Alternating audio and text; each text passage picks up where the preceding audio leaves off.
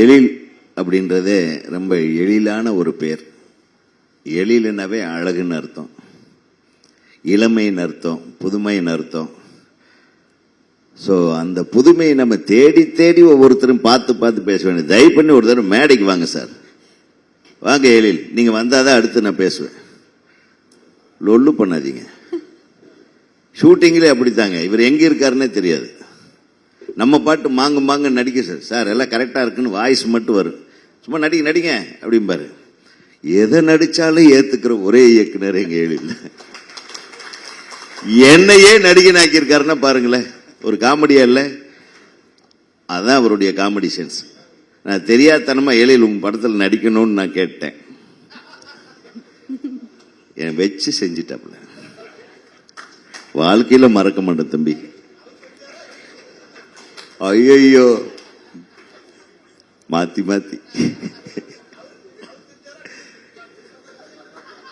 எழில் ஆரம்ப காலம் ரொம்ப பிரமாதமா. இப்ப ரவிக்குமார் சார் சொன்ன மாதிரி இவங்க எல்லாம் ஒரு வயிற்று பிள்ளைகள், ஒரு தாய் பிள்ளைகள் மாதிரி.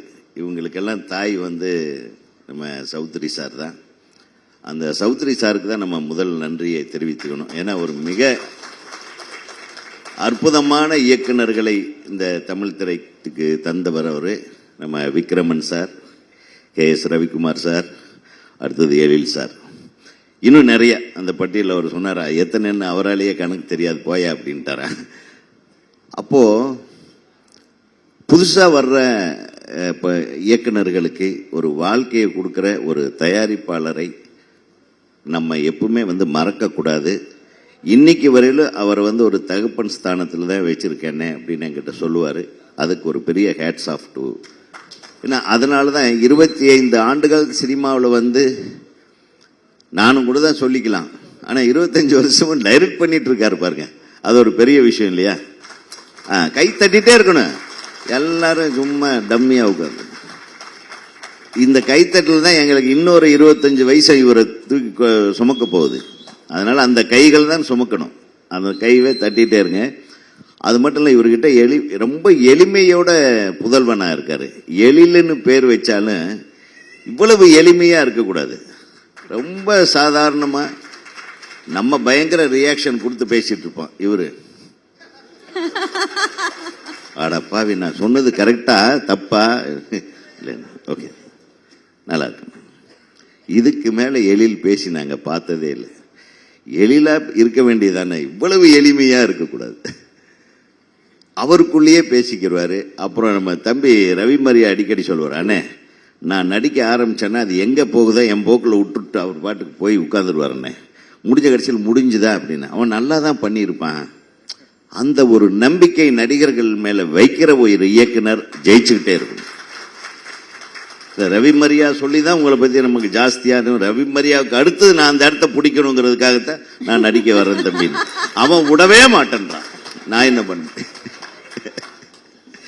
இல்ல, ஒரு இப்ப நான் இங்க எங்கே கொஞ்சம் காமெடியா பேசலாமேன்னு தான். இவருடைய முதல் படம், அதாவது துள்ளாத மனம் துள்ளும், அவ்வளவு ஒரு பொயட்டிக்கான ஒரு படம். அதுல பெரிய காமெடியே கிடையாது படத்துல. காமெடி இருக்கா? கொஞ்சம், ஆமா கொஞ்சம் இருக்கும். பட் அந்த கதை அவ்வளவு அழகான, இந்த சிம்ரனையும் விஜயும் வச்சு ஒரு ரொம்ப ஆச்சரியப்பட்ட படம் அது. அந்த எழில் என் கண்ணிலே நிற்கிறார். அதுக்கு அடுத்தது அஜித் சார் படம் சொல்லலாம். அதுல பாடல் நம்ம இசையமைப்பாளர் எங்க அவரு வித்யாசாகர் இருக்காரு, போயிட்டு வித்யாசாகர் ரொம்ப சுப்பீரியர், ரொம்ப கிரியேட்டிவான ஒரு இசையமைப்பாளர். நானும் அவரு கூட ஒரு படம் பண்ணேன். உங்களுக்கு அந்த பாட்டு என்ன பாட்டது?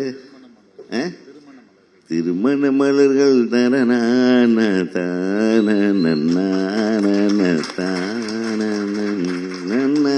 தான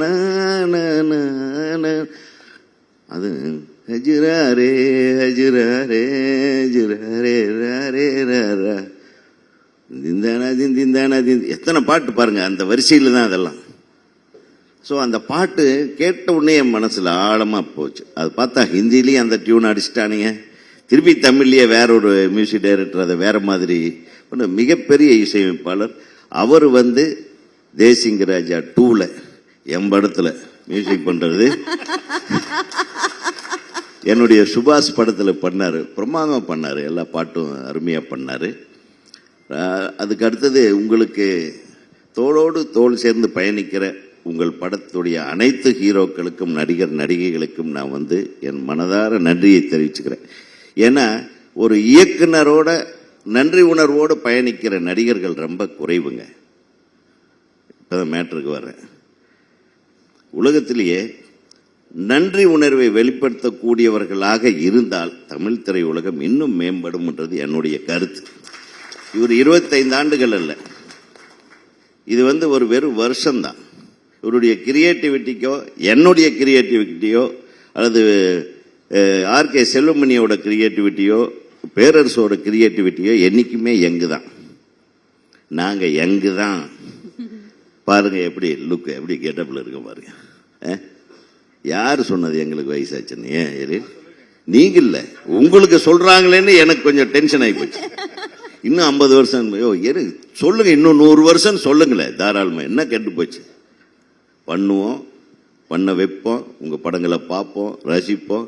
ஏதோ ஒரு இடத்துல அங்க உங்க கூட இருந்து நான் டென்ஷனாவது பண்ணிட்டு இருப்பேன், நடிச்சாவது டென்ஷன் பண்ணுவேன், அல்லது கூட இருந்தாவது டென்ஷன் பண்ணுவேன். நான் மிகவும் நேசிக்கிற அன்பின் பிறப்பிடம், அன்பின் இருப்பிடம், அன்பின் உறைவிடம், எல்லா இடமும் என் அன்பு தம்பிக்கு சொந்தம். வாழ்க.